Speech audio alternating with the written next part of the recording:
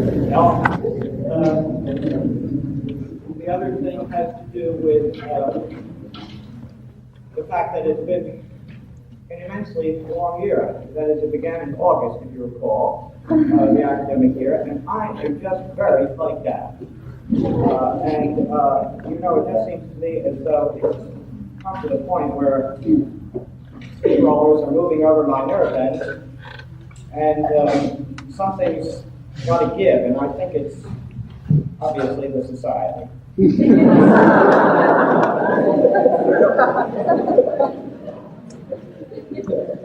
I'll tell you just very briefly about the issue that I raised to you and the interrogations that we have made over the most recent period. Now, it is, any university administration or the structures of bureaucracy anywhere are really an undifferentiated top-down universe. And you walk in them, you get no answers, nobody says yes or no, you don't know who asked what, who ordered who to do what, and so forth and so on. It's all one of those strange mystical things, the plot being hatched every day in an igloo in Nome, Alaska. Suffice to say, however, that the constabulary on campus acted with a certain kind of initiative, apparently, in terms of sending people over to investigate that particular film which was banned.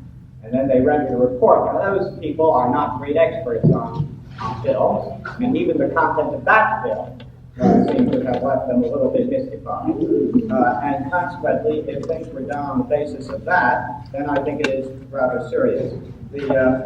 By sheer coincidence, the reporter who wrote the whole thing in the Capital Times is here. Do you want to say anything? Nope.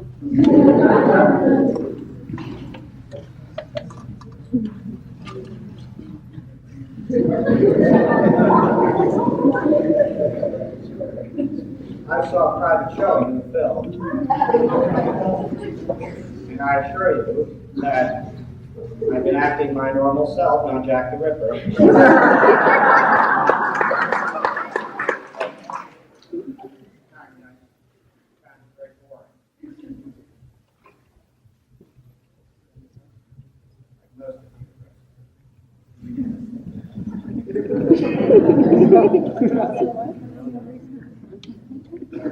While eager yet one last minute on the question of the trajectory of the Algerian Revolution and the struggle for Algerian independence, why spend any more time discussing that particular question? For a very good reason, and that is that we have no more searing commentary than Algeria, not even India, not even Ghana, not even Egypt, on the tragic limitations of decolonization. You see that Algeria is a commentary. It is a commentary on the brute fact that national fronts are, after all, coalitions of antagonistic classes that are brought together only temporarily and in an ephemeral way to do a specific thing to break the bonds of a colonial rule. That it is a commentary, in the second place, on the illusion that that kind of a national front can really convert itself into a revolutionary government and can chart the road to socialism without really having at its center a revolutionary party that is disciplined, that really is serious, and that consequently can control and dominate that movement. And Algeria is, in the third place, a commentary on some kind of a very brute axiom, and that is that the bourgeoisie and the petty bourgeoisie are the leaders, generally, of national front movements, and that what they look forward to is an independence in which they control the places and the honors in the new society. And that consequently, once that independency is established, what they do is to contain the political capacity of the masses and to begin to diffuse and to drain away its revolutionary energies. And it is a commentary, finally, on what is surely one of the most important and brute axioms about our contemporary world. And that is that imperialist powers, after all, have had little to fear from formal independence in the Third World. That decolonization and neocolonialism have gone hand in hand. That it has been perfectly easy for the ruling classes in the imperialist countries to co-opt even those leaders, after all, who claim to be rather socialist in their outlook, like a Ben Bella or like an Nkrumah, and if not to co-opt them, to oust them, and finally to get more favorable regimes. What I am talking about is fundamental to your understanding. And that is that the deep contradictions in this world, the contradictions between rich nations and poor, between those that are the underdeveloped societies and those that are the consumer-mad predatories in the world, that those contradictions will never be resolved until there is the second revolutionary round in the third world that moves from independence to socialist space. And it is in those terms that the question of Algeria becomes important to us. And we talk about the tragedy of Algeria. And what we really mean is that ideological confusion, which is really at the very heart of that whole enterprise of the struggle for independence and then finally of the new nation. An ideological confusion that we can come to grips with in a number of ways. Think of it, for example, in the first place, in terms of the fact that all of those nationalist parties and groups in Algeria, until the year 1954, could not and would not pose the question of armed insurrection, of an armed struggle for independence. Remember that those organizations were urban-based, that they were cut off from the rural masses, that they were dominated by bourgeois or petty bourgeois elements that really were looking for place and honor in a new and independent society. And you surely get that with the party of Farhat Abbas. Farhat Abbas formed in March of 1946 his party called the Friends of the Manifesto of Algeria. And that party was composed of bourgeois in its cadre. And they were the liberal intellectuals. They were the ones who were the functionaries in the French administration. And what they wanted was to avoid confrontations like Sétif in 1945. They wanted to sit in those elected assemblies and use those as a pressure group in order to force the French to negotiate. But what is interesting to us is that it's not only those moyen bourgeois who are that way, but also the party of Messali Haj goes that particular direction too. And that MTLD, that movement for the triumph of democratic liberties, which Messali Haj founds in November of 1946, is petty bourgeois in its leadership and in its rank-and-file cadre, and comes to be increasingly cut off from the idea of direct action, until it too ends up wanting those elected parliaments in which it can sit and consequently force the French to negotiate. And you see that all of that growth and all of that foundered on the rock of a very hard French reality, that the French would not negotiate, and that was apparent in that tragic effort to satisfy the Algerians with the statute of the 20th of September of 1947. The audacity of it, that you come through that resistance and you come through that Second World War and you offer the Algerian people that, and that war, after all, which had a resident minister superior to an assembly in Algeria, which did not even permit the Algerian Arabs to have more than 50% of the people in that assembly. No.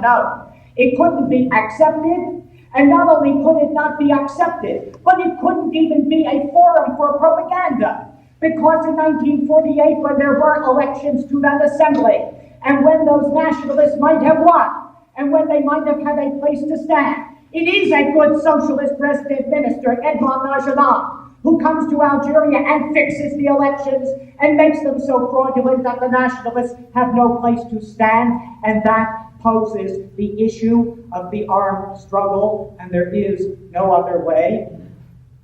And that comes in 1954, and it comes with a division or schism in the MTLD, in the party of Messali Haj, and the younger cadre, petty bourgeois, but more militant, hungry, angry. They now mount a new organization called the CRUA, the Comité Révolutionnaire pour l'Unité et l'Action, the Revolutionary Committee of Unity and Action, which goes to the hills of Algeria and mounts an insurrection in November of 54. But look at that.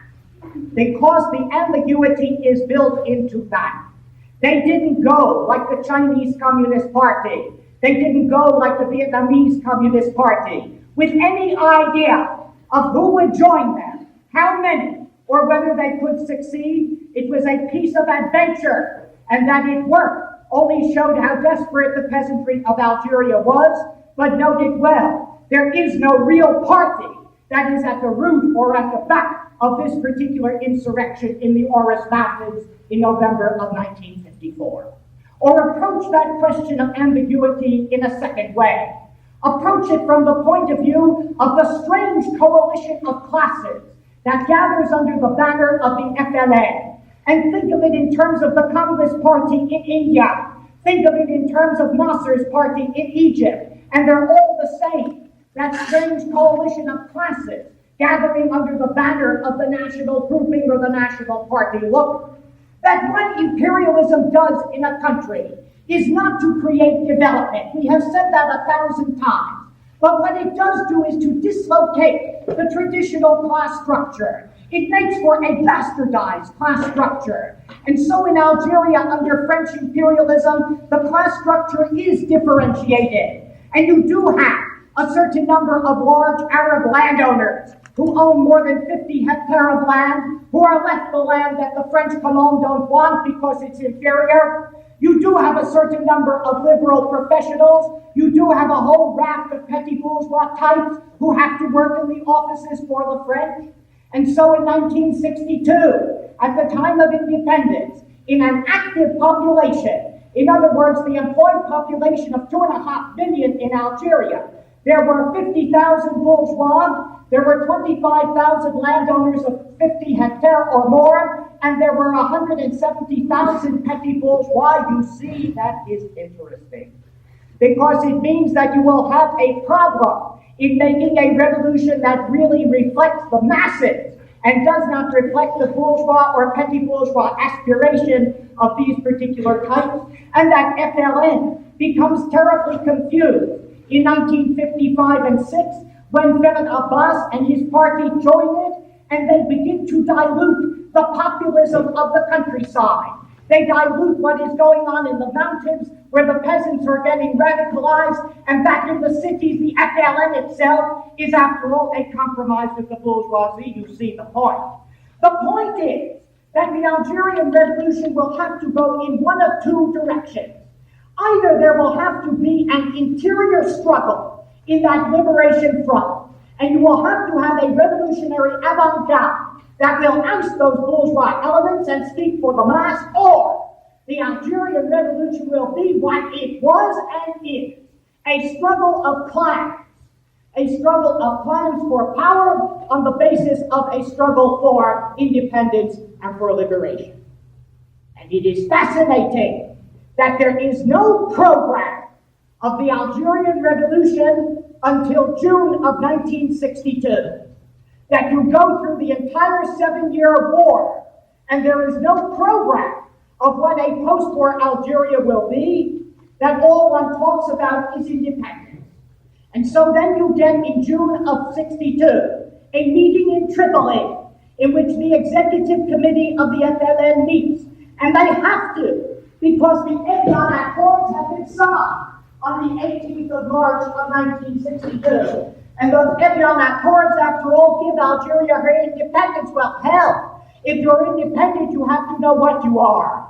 And consequently, they go to Tripoli to decide, and it is our good friend Mustafa Lasharaf who writes that program, and it's tough, because the program is a terrific criticism of what the FLN has been. And I didn't know anything about that. And I had been really militating in France with those people who were for that FLN and taking what own piddling risks I was taking, not knowing anything about that, absence even of sheer conception. And Lasharaf writes it out, and he says, you see, the trouble with the FLN is that it is authoritarian, it has no real confidence in the mass, that it is rhetorical and manneristic, it talks revolution, but it doesn't give it a content, that it is really cut off from the masses.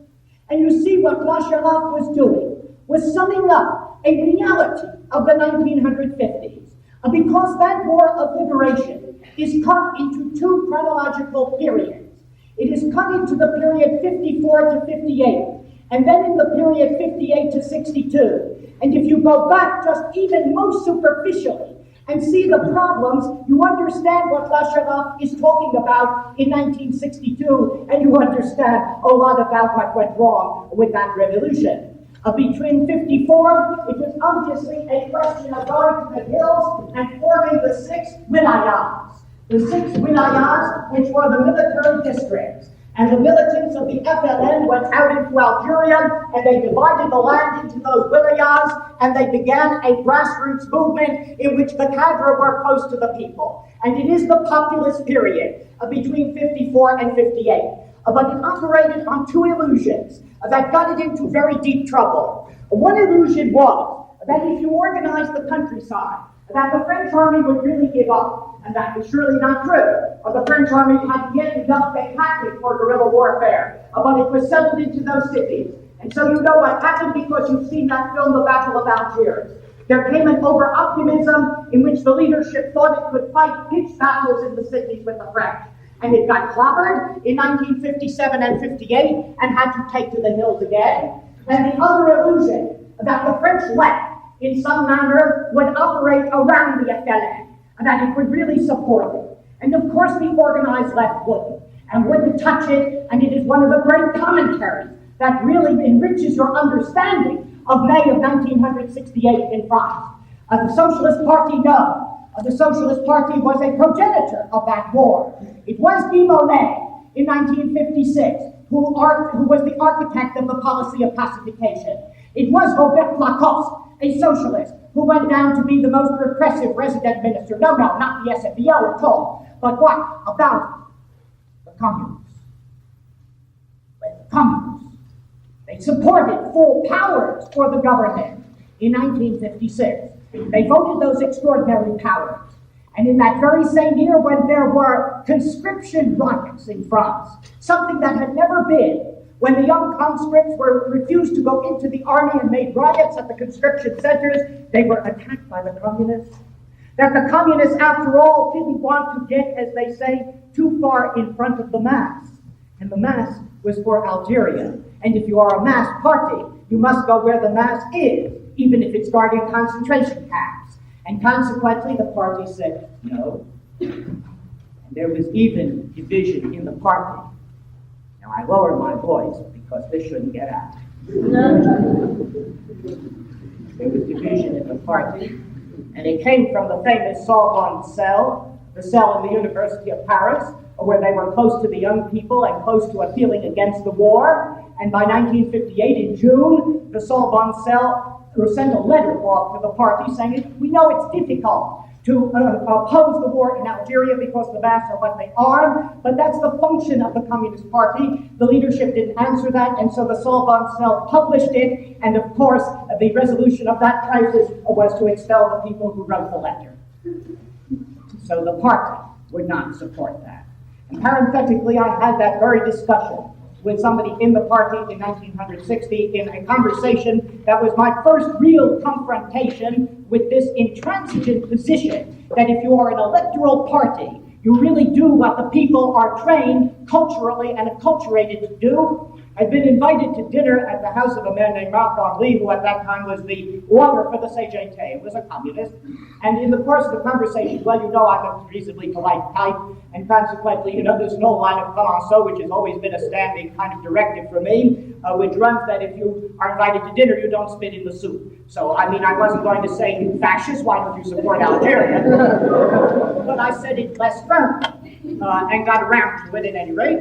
And he said, oh, but you know, he said, after all, we are a party of the people, and we cannot really detach ourselves from them. And I said, yes, but aren't you also a party to teach the people or to raise consciousness in some way? He said, yes, but that comes slowly. I said, well, this is 1960. You've been in business 40 years. What have you been doing? And he said, well, he said, you must understand that there is also the Socialist Party, and we want an alliance with it, and we cannot offend their electors too much. So they all got wound up, you see, in that electoral politics, and the FLN really operated on that illusion. That gets you into the second period, you see, between 58 and 62, because that is the period that's crucial and what Masharat is talking about, because then it is perfectly clear that there will not be a quick victory, that the war is a war of attrition, and it may last a long time, and perhaps you will really have to negotiate. So that what happens in that period is that certain foci of power develop within the structure of this liberation struggle. And those foci of power are exactly what I call the clans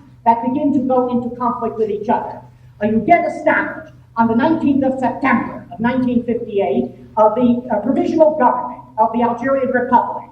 GPRA, and that is established because de Gaulle, who has come to power by seizing power in May of 1958 and establishing the Fifth Republic, because de Gaulle has been dashing around talking about extending liberties to the Algerian Arabs. In other words, co-opting them into a French system. And so the Algerians feel that to block that solution off, they must say they already have a provisional government, and they established one in September of 1958. But that provisional government is based, of course, in Tunis, and it is diplomatic.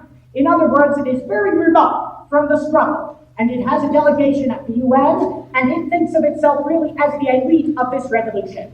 Then there is the Army of National Liberation, and the Army of National Liberation is a second foci.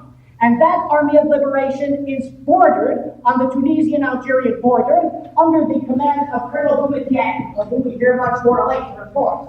And Colonel Boumediene is himself interested in taking power and considers the general staff of this liberation army to be another focal point of power. Then you have the 6 wilayas, the 6 military districts, and each of the commanders there feels himself entitled really to be the director of a new Algeria. And finally, there are the famous 5 prisoners. Of the 5 prisoners, the ones whom the French seized in October of 1956, in one of those incredible episodes, that shoots through this kind of war, that there were 5 nationalist leaders of the FLA who were flying from Rabat in Morocco to Tunis, and the plane was piloted by a Frenchman who was getting instructions from military headquarters in Algiers, and took the 5 nationalist leaders to Algiers and not to Tunis, and there they were all arrested, including Ben Bella, and put into a French jail, and they sat the war out in a French prison, and when they come out, they're les purs. They're the pures, because they haven't been involved in anything in those years,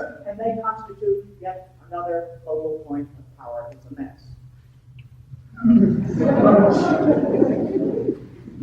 The result is you have a government ultimately founded without very much of a program on the basis of conflicting interests. Does it have an ideology? Nasrallah gives it one in that Tripoli program of June of 1962, and it is a program roughly socialist, because what it says is that Algeria must quickly overcome the legacy of colonialism, by which we mean, of course, development, by which the program talks of industrialization, it talks of planning, it talks of nationalization. It also talks about populism, about the fact that the people must have power, that there must be some effective participation of the mass in power. But you read that program carefully and you see what's wrong. Because in that Tripoli program, for all there is talk about overcoming subordination, overcoming feudalism, and so forth, there is nothing about politics. In other words, we don't know what kind of a party will direct this. We don't know how it will create the political education or the political consciousness of the Algerians. And we surely don't know what kinds of institutions of the masses will manifest themselves through and what happens. What is the story of Algeria en blanc? Very briefly, from independence, proclaimed the 5th of July of 1962 down to now. Look at it this way, that there are certain variables that you cannot deny. One variable is that it's not the kind of revolution that will exclude imperialism.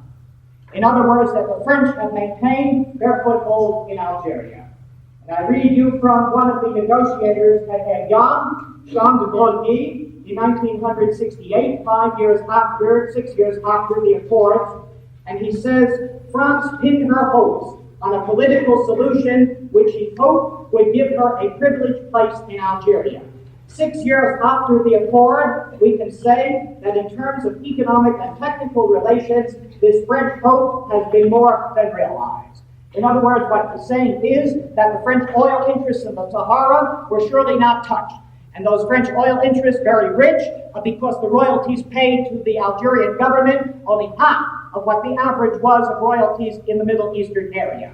And to that, of the fact that in return for technical aid, $800,000 worth of technical aid in the first 3 years of Algerian independence, France fixed her most favored nation status in Algeria very fundamentally. So that by the time you come to the end of the decade, by 1970, noted that 75% of all of the trade composition of Algeria is with France. in terms of her exports and imports, and that means that the French position remains very solid.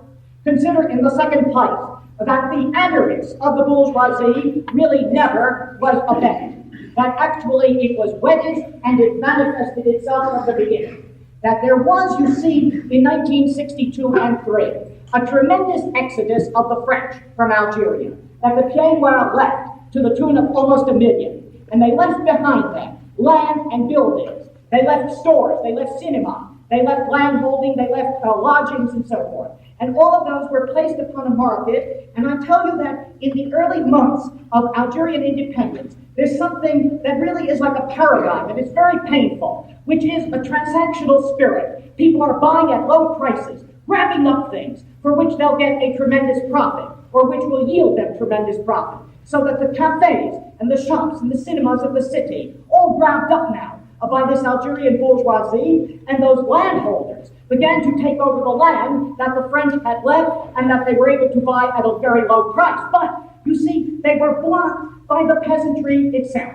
In other words, the landless peasant began to occupy vacant land already in the summer of 1962. Began to go into that vacant land and simply make collectives, simply make cooperative farming, refuse to get out. And note that on the 24th of August of 1962, the provisional executive of the Algerian government makes a decree that says that there can be no random occupation of the land. That all of this land that is left has to go in ordinary market transactional relationships. It already is a mouthpiece for that Algerian bourgeoisie. But we know it's not that simple.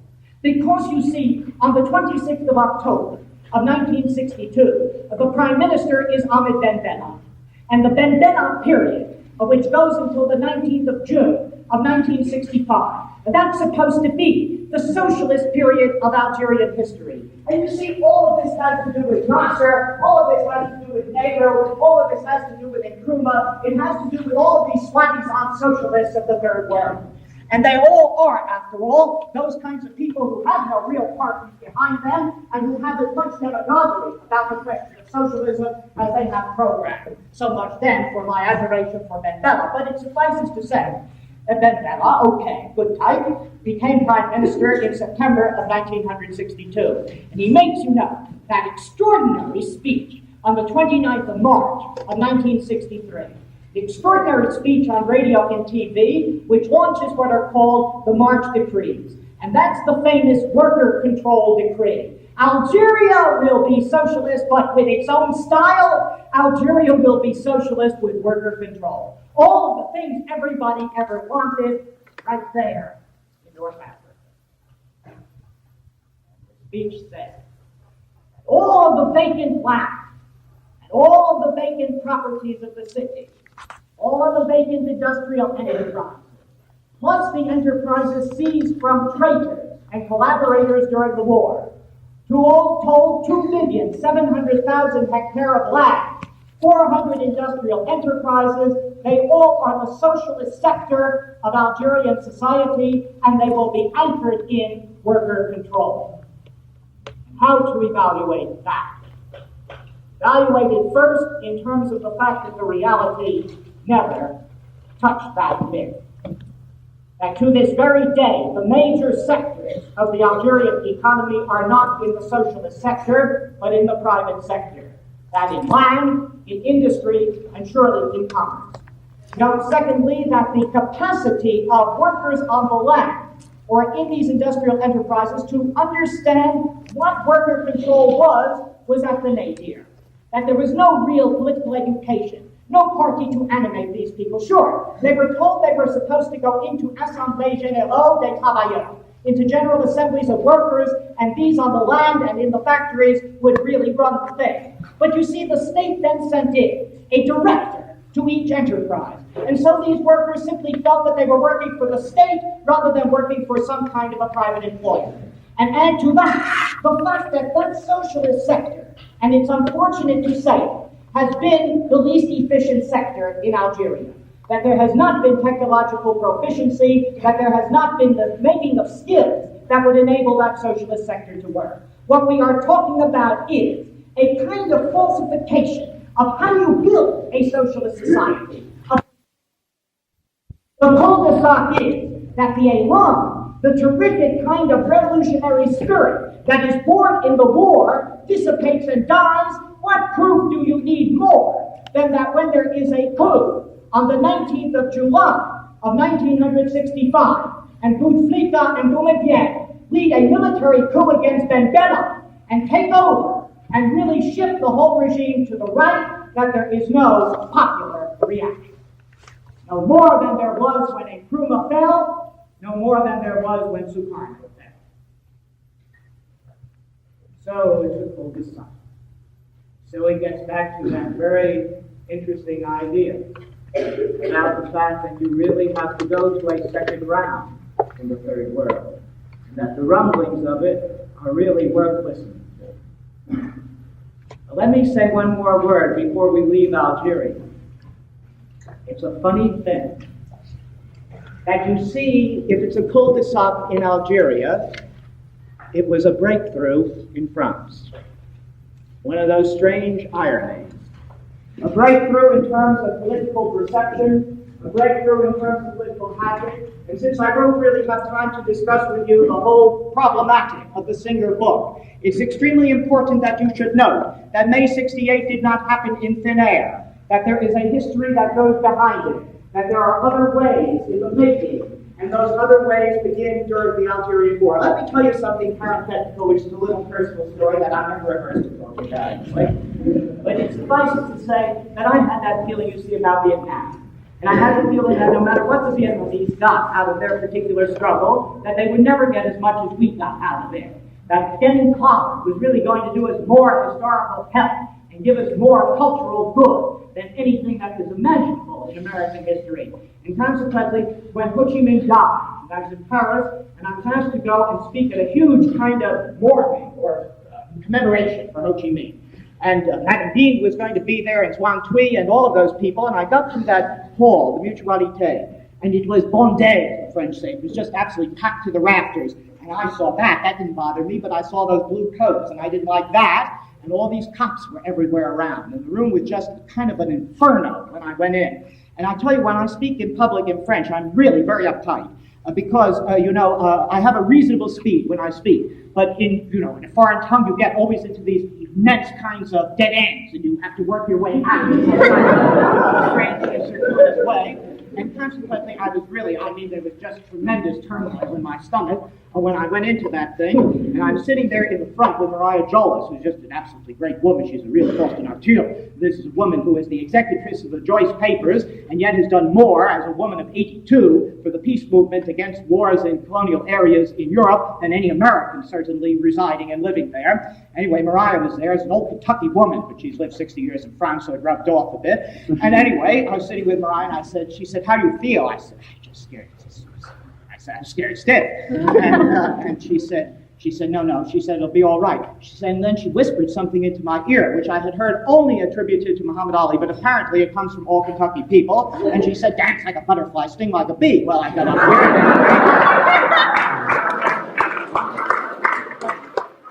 But the point of the lecture was to go there and to say that the reason that I was commemorating Ho Chi Minh was that I had felt he had discovered America. There was this titter in the audience. And then I explained myself, which was that fundamentally, until somebody forces you to look in the mirror, until you take a real good cultural look at yourself, until you're forced to stop, and stop running especially, which is, of course, the great routine in America, then you never have an opportunity to assess what the options are, where you came from, where you might possibly go. In that sense, Ho Chi Minh was far more the father of America, or the discoverer of America, than Columbus or Washington or any of those people who go under false pretenses. But it's nice to say at any rate that is the conception that I have about this Algerian thing. That ultimately, if it was a cul-de-sac in Algeria, the French really discovered something about it.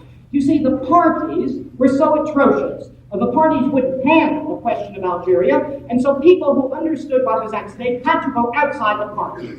The capacity to criticize electoral machines, the capacity to criticize traditional political behavior, the capacity to invent and devise extra-parliamentary behavior, all of which is so very rich in the period of May of 68, all of that you find in the Algerian experience. And there's something parenthetical about that that seems to me you ought to understand. And that is that if a cause is lost, as surely the struggle about Algeria was lost for those militants who were against it, what happens is that the lessons that are learned in the struggle may really go beneath the surface. They may be like some kind of a stream, but at a later time they do surface. And I tell you that because somebody at lunch yesterday really challenged me on the question of why it is, for example, that I can continue in these things when I have seen these great classes and these great movements of the period of the late 60s, and it all seems so somnolent and so forth at this point. But I really had this feeling about underground streams, and that the dramatis personae in the second act are never the same as they are in the first, and that the process finally leads to a reactivation with even more relevance of those lessons that are learned at an earlier time. Well, essentially, you see that happen as far as the French are concerned when you begin to link Algeria and May of 68. What happened was that first you got, in 56, that rather ad hoc and random action of young men at the conscription centers simply saying they wouldn't go. And that lasted for about 6 months until it died down. But what was more important was the emergence of a very radical intellectual left. You know, I lived in France a great deal in those years, and there was this kind of strange depoliticization in the Fifth Republic. De Gaulle had made that a depolitized country, but there was feverish political space. If you took the Latin Quarter in those days, the area that went from the Lys d'Oeuvres all the way down to Saint-Germain-des-Prés, it was absolutely a fever spot of political activity, and that because of these ad hoc intellectual left-wing groups who no longer were born, as the French call them. In other words, just great intellectuals signing petitions, but who were down in the street. The point is, you can't really be a militant intellectual until you know what it is to be with other people, and until you know what it is to practice something. You can't learn about that just by reading. And consequently, there was a freer intelligentsia of artists and of writers and of people who were out of the university, much freer than those liberal professionals who had traditionally signed petitions. And the issue that really rattled them was the issue of torture. Now, the issue of torture surfaced with the case of Maurice Audin, and the Audin case really becomes something of a very important turning point in the whole history of how you behave politically. Maurice Audin was a young mathematician, and he was teaching in the faculty at Algiers. He was a mathematics assistant in the faculty in the University of Algiers. And he was called down, of course, to military police headquarters on the 11th of June of 1957. And he was called down because he had been in favor of the FLN. And they thought he was running a certain kind of network of support for the FLN. That's the 11th of June. The 21st of June, his wife is informed that he escaped, and they didn't know where he was. The 4th of July, she issued a warrant against X, which is all you can do when it's the government, against X, and that was against the military police for having voluntarily slaughtered her husband. Now that didn't get back to France until a man named Harvey Goldberg wrote a book which really made the day. And the book that Harvey Goldberg, who himself was a newspaper editor, and the editor of a paper called Algerian, who was a communist, just as Audin was a communist. And Oleg was also picked up in June of 1957, brought down and tortured mercilessly by the military police. But he got out, and he wrote a book about it. And the book is called La Question, the question, the English translation of which I have here, which was really a contraband item in France. You were caught with La Question, you went off to jail. And there was an introduction by Southwood in this particular book that really goes to the heart of the matter. Listen to this. During the war, when the English radio and the clandestine press spoke of the massacre of Oradour, we watched the German soldiers walking inoffensively down the street and would say to ourselves, they look like us. How can they act as they do? And we were proud of ourselves for not understanding. Today, we know there was nothing to understand. The decline has been gradual and imperceptible. But now when we raise our head and look into the mirror, we see an unfamiliar and hideous reflection ourselves. Appalled, the French are discovering this terrible truth, that if nothing can protect the nation against itself, neither its traditions nor its loyalties nor its laws, and in 15 years are enough to transform victims into executioners, then its behavior is not more than a matter of opportunity and occasion. Anybody at any time in this society may equally find himself victim or executioner, which was right to the heart of the matter. If That's the kind of society you have. Why are you better than the ones whom you resisted against in the course of the Second World War? But the interesting thing is that Alais mentioned Odan, mentioned those tortures, and consequently it got out into the French public. Now the party should have handled it. It was a Communist Party militant who was at stake.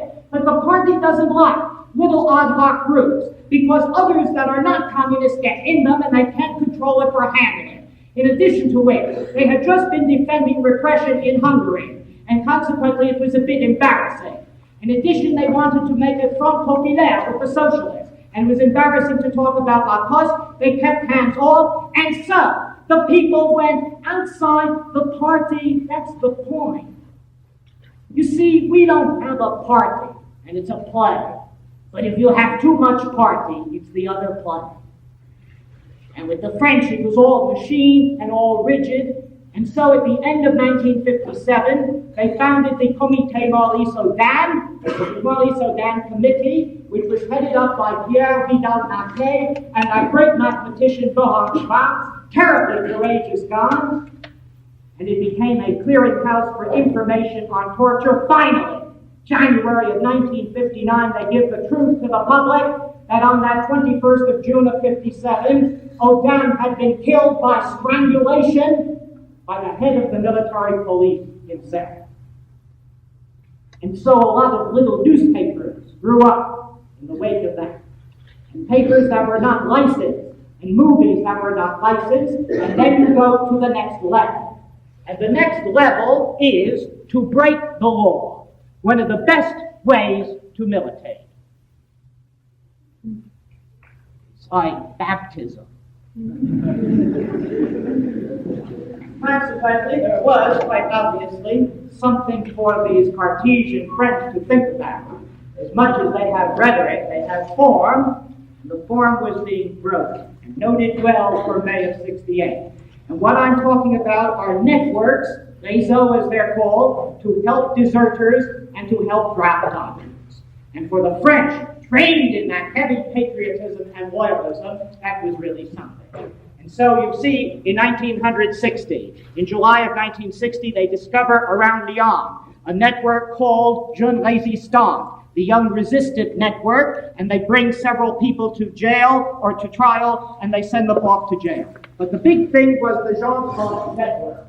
Now, I talked to you about Janson, the one who wrote a book called Algeria au devoir in 1954. Janson, a philosophy professor, and around him, a real network to run guns to the FLN, to hide their militants in France, but more than that, to encourage young Frenchmen not to go into the army, or if they did go into the army, to encourage them to resist, and finally, really, to desert the army. And so finally, on the 5th of September of 1960, the French brought 22 people to trial. The Janson Network, of whom 16 were French, 6 were Algerian. Janson was not among them because he was in hiding, and they never did pick him up at that particular time. Now, once that trial opened, Sartre made a deposition. And it's really an interesting thing because you see a certain sort of style beginning to develop here. And he sends this deposition to the Janson trial. If Janson had asked me to run weapons to the FLA, or to hide Algerian militants,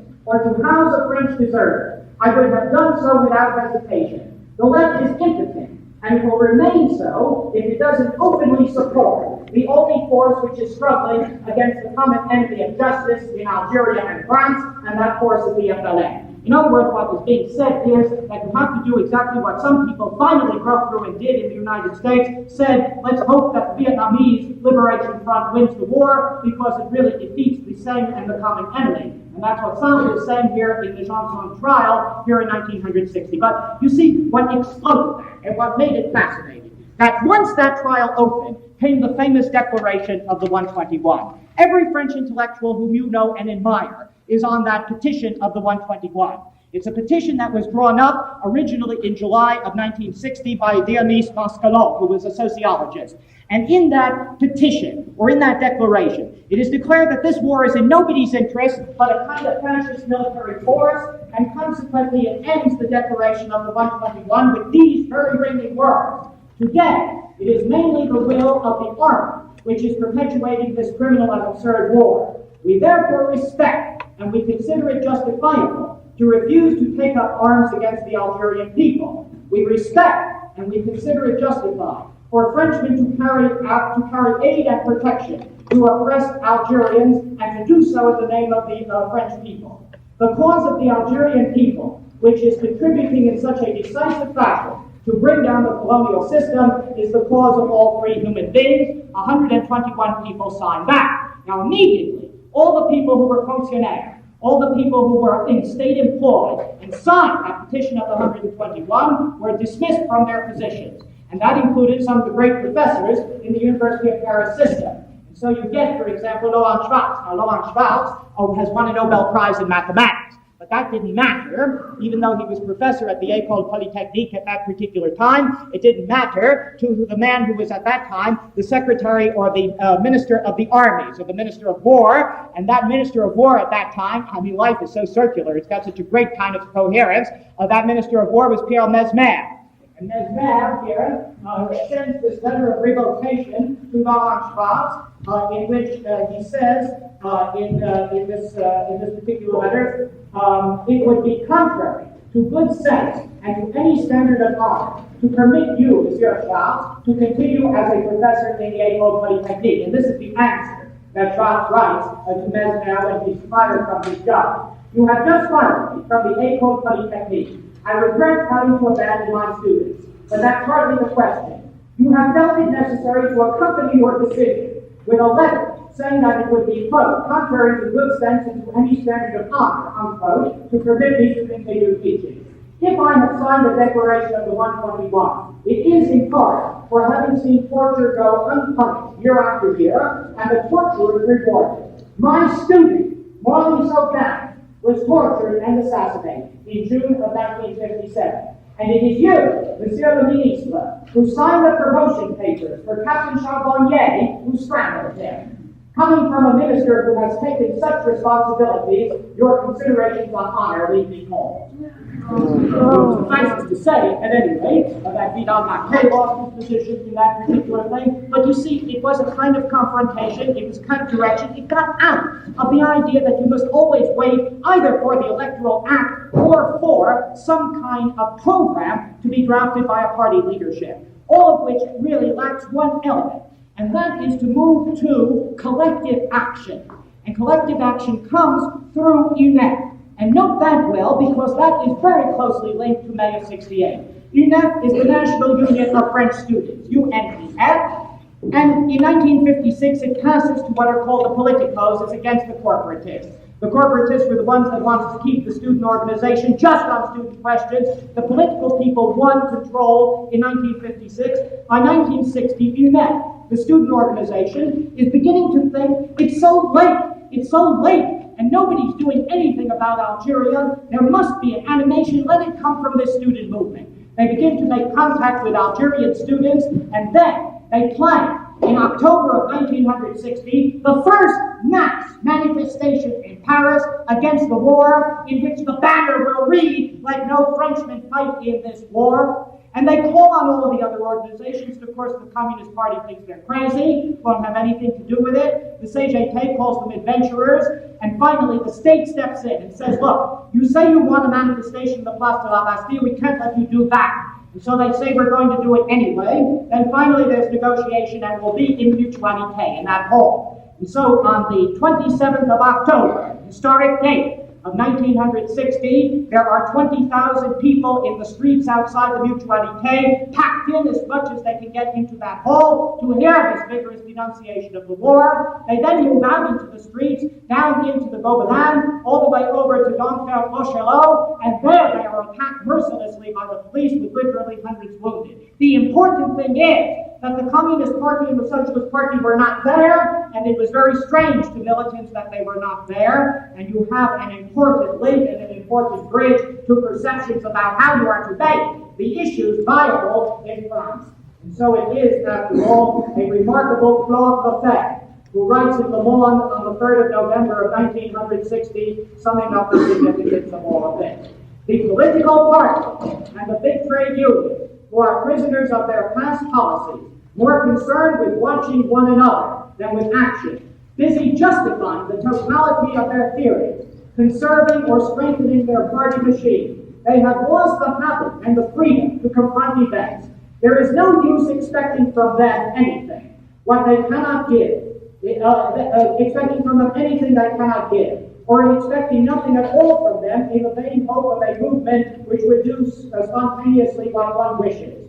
Realism exists no longer in the roots of a monarch or in this and that party leader, but in a new mode of thought, a new mode of conduct, a continual dialectic. Well, you see what that means about 68, because that's what 68 is about, and that's what the whole post-68 problem is about.